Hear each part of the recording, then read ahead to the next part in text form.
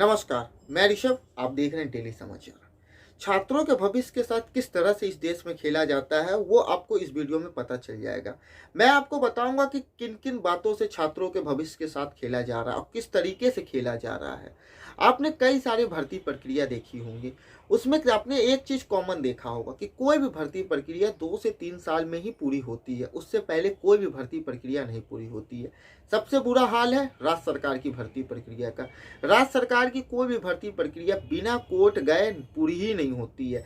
चाहे आप किसी भी राज्य सरकार की बात कर ले, आप किसी भी स्टेट की बात कर ले, कोई भी स्टेट में कोई भी भर्ती प्रक्रिया निकलेगी, उसको पूरा होने में 2-3 साल लगेगा और उसे एक बार ना एक बार कोर्ट जाना ही है, तभी वो भर्ती प्रक्रिया पूरी होगी।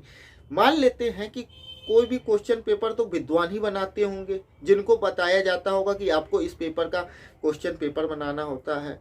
जब कोई विद्वान किसी क्वेश्चन पेपर को बना रहे हैं तो कैसे वो 5 क्वेश्चन गलत दे सकते हैं। आपने देखा होगा कि बहुत सारी भर्ती प्रक्रिया में क्वेश्चन पेपर में 2-2, 3-3, 5-5 क्वेश्चन गलत रहते हैं।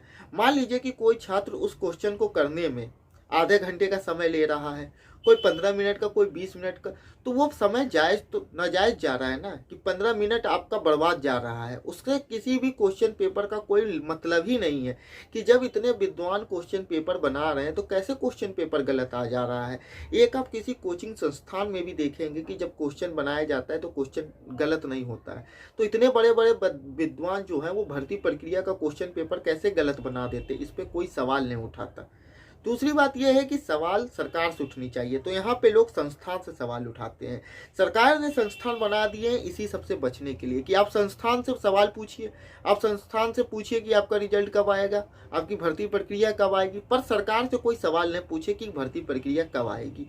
मान लीजिए उदाहरण के लिए 2019 में चुनाव से पहले रेलवे की वैकेंसी निकली थी, आज भी उसका पेपर हो रहा है और आने वाले समय में भी होगा। अब मान लीजिए कि CBT 1 एग्जाम अभी हो रहा है, तो CBT 2 एग्जाम कब होगा, उसका आंसर कब आएगा, उसके रिजल्ट कब आएंगे, कब उसमें सिलेक्शन होगी, तो आप खुद समझ सकते हैं कितना समय लगता है।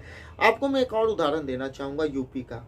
69,000 सहायक शिक्षक भर्ती की इसमें वैकेंसी निकली थी, जिसका पेपर 6 जनवरी 2019 को हुआ था और आज भर्ती आपकी समाप्त अभी भी नहीं हुई है। अभी भी कई जगह पे बहाली चल रही है इसके लिए, और ये कई सारे हाई कोर्ट और सुप्रीम कोर्ट होते हुए ये आपकी बहाली हुई है। तो आप खुद समझ सकते हैं कि 2-2, 3-3 साल लग जाते हैं किसी भर्ती प्रक्रिया को पूरी तरह से संपूर्ण होने में, पर इसमें सरकार बच जाती है क्योंकि सरकार ने संस्था बना रखी है। आप संस्थान से सवाल पूछते हैं, जैसे बहुत लोग SSC से सवाल पूछ रहे हैं कि कब आएगी वैकेंसी, कब रिजल्ट आएगा, कब होगी हम लोग की बहाली, पर सरकार से कोई नहीं सवाल पूछ रहा है। सरकार इससे बच जाती है।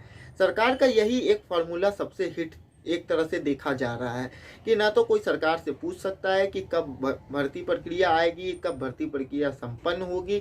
इस पे कोई भी लोग सरकार से सवाल नहीं पूछ रहे हैं। वहीं इस पूरे मुद्दे को कभी नेशनल मीडिया पे कवरेज मिल ही नहीं सकती, न मिलती है। आपने देखा होगा इतने दिनों से छात्र लगातार मांग कर रहे हैं, पर नेशनल मीडिया में इस खबर को दिखाया ही नहीं जा रहा है। देश में बेरोजगारी दर बढ़ रही है, पर अभी तक नेशनल मीडिया इस पे चुप्पी साधे है। सरकार एक तरफ कहती है कि सभी को शिक्षा मिलनी चाहिए, पर उस शिक्षा का क्या फायदा है जब वो शिक्षा किसी को रोजगार ही ना दे पाए। आप खुद ही समझ सकते हैं कि एक मिडिल क्लास व्यक्ति या मिडिल क्लास परिवार का ही बच्चा सरकारी नौकरी की लालसा करता है और सरकारी नौकरी करना चाहता है, पर अब देख सकते हैं कि इस समय सरकारी भर्ती की क्या हाल है। 3-3 साल, 4-4 साल लग जाते किसी भर्ती प्रक्रिया को पूरी होने में। तो आपका इस पूरे मामले पे क्या राय है? आप अपनी राय हमें कमेंट बॉक्स में जरूर बताएं।